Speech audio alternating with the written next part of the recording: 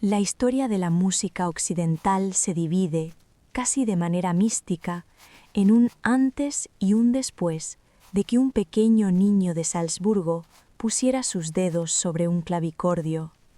Hablar de Johannes Chrysostomus Wolfgangus Theophilus Mozart no es hablar únicamente de un compositor, sino de un fenómeno de la naturaleza, de una mente que parecía sintonizar una frecuencia divina que el resto de los mortales apenas alcanzaba a vislumbrar.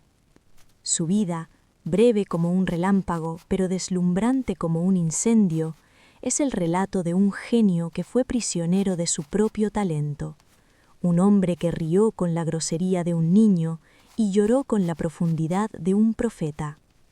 Todo comenzó el 27 de enero de 1756. Salzburgo era entonces una ciudad-estado bajo el mando de un príncipe arzobispo, un lugar de orden y fe.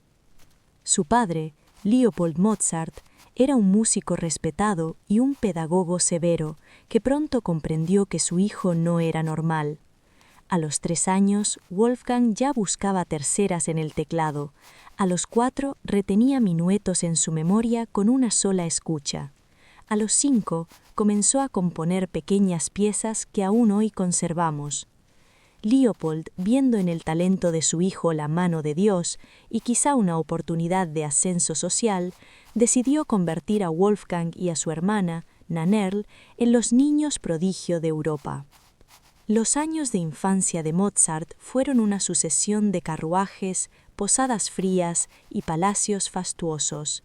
De Viena a París, de Londres a Roma, el pequeño Mozart asombraba a reyes y emperadores.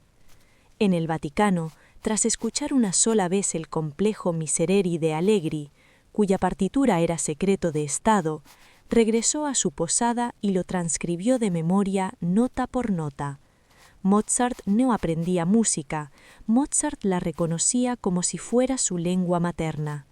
Sin embargo, este nomadismo temprano le robó una infancia convencional y le imbuyó de una inquietud eterna. Siempre fue un extranjero en busca de un hogar que estuviera a la altura de su música. Al alcanzar la adolescencia, la magia del niño prodigio empezó a desvanecerse para dar paso al joven artista que chocaba contra las estructuras de su tiempo. Mozart servía al arzobispo Colloredo en Salzburgo, pero su genio no encajaba en la servidumbre. Los músicos de la época eran considerados poco más que criados de alto rango, sentados a la mesa con los cocineros. Mozart, consciente de que su mente habitaba esferas superiores, se rebeló. Tras años de tensiones y desplantes, la relación terminó de forma legendaria. Mozart fue despedido, literalmente con una patada en el trasero dada por el emisario del arzobispo. Aquel golpe marcó el nacimiento del primer gran músico independiente de la historia. Se instaló en Viena, la capital mundial de la música, en 1781. Fue allí donde su obra alcanzó la madurez absoluta. Viena era un nido de intrigas, donde la competencia era feroz, pero Mozart brilló inicialmente como el mejor pianista de la ciudad. Compuso sus grandes conciertos para piano, obras donde el instrumento no solo dialoga con la orquesta, sino que parece cantar, quejarse y reír. En esta época conoció a Constantia Weber, con quien se casó contra los deseos de su padre. El matrimonio de Wolfgang y Constancia ha sido a menudo malinterpretado. Fueron 2 almas juguetonas, desorganizadas y apasionadas, que vivieron por encima de sus posibilidades, en una danza constante entre el lujo efímero y la deuda asfixiante. La verdadera magnitud de Mozart se despliega en su trinidad de óperas italianas con el libretista Lorenzo da Ponte, Las bodas de Fígaro, Don Giovanni y Così fan tutte. En ellas, Mozart no solo escribió música bella, escribió psicología humana. A través de sus arias podemos sentir el perdón, la lujuria, el arrepentimiento y la ironía. Mozart tenía la capacidad sobrenatural de dotar a sus personajes de una humanidad tridimensional.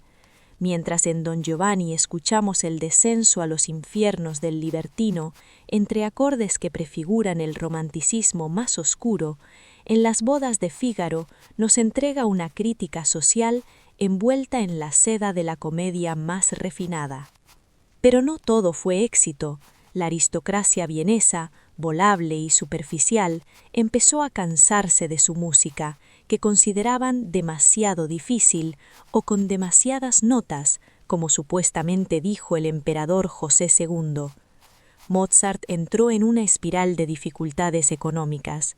Sus últimas 3 sinfonías, la 39, la 40 y la 41, Júpiter, fueron compuestas en un asombroso arrebato de genio en el verano de 1788.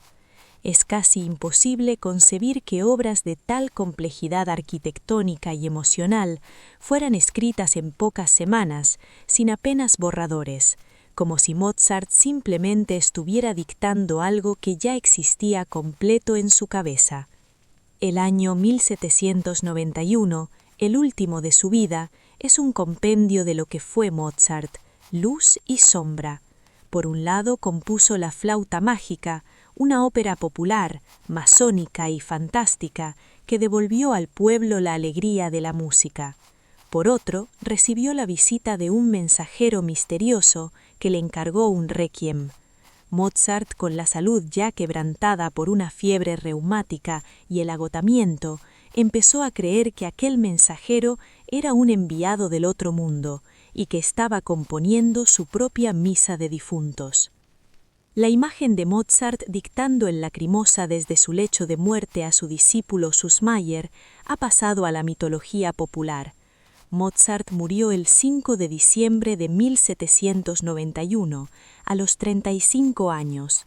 La leyenda dice que fue arrojado a una fosa común en una noche de tormenta, solo y olvidado.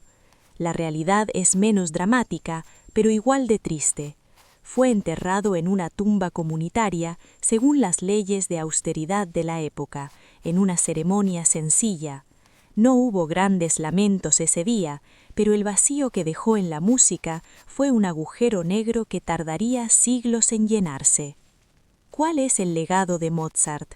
No es solo la perfección de su forma, sino la universalidad de su sentimiento. Mozart es el compositor que suena más fácil de lo que es. Su música tiene una transparencia cristalina que no perdona el menor error, pero que es capaz de consolar al alma más afligida. Fue un niño que nunca terminó de crecer, un hombre que amaba los juegos de palabras vulgares y el baile, pero que al sentarse ante un pentagrama ordenaba el caos del universo. A través de sus 41 sinfonías, sus 27 conciertos para piano, sus óperas, sus misas y su música de cámara, Mozart cubrió todo el espectro de la experiencia humana. Einstein decía que Mozart no componía, sino que su música era tan pura que parecía haber estado siempre presente en el universo, esperando ser descubierto por él. Hoy, más de 2 siglos después, seguimos descubriéndolo. Cada vez que una orquesta ataca los primeros compases de la Sinfonía número 40, o un soprano eleva su voz en Reina de la Noche, Wolfgang Amadeus Mozart vuelve a nacer, recordándonos que por un breve instante en la historia, la perfección caminó entre nosotros y se llamó Amadeus. Mozart no fue un revolucionario que rompió las reglas para imponer las suyas, como Beethoven. Fue el artista que llevó las reglas existentes a su grado máximo de belleza y equilibrio. Su música no es de este mundo porque no tiene costuras ni esfuerzo aparente. En ella la alegría siempre tiene un tinte de melancolía y la tristeza siempre guarda una chispa de esperanza. Al final, Mozart es el recordatorio de que la belleza absoluta existe y que se puede capturar en 5 líneas y 4 espacios si uno tiene el corazón lo suficientemente grande y la mente lo suficientemente libre para escuchar la música de las esferas.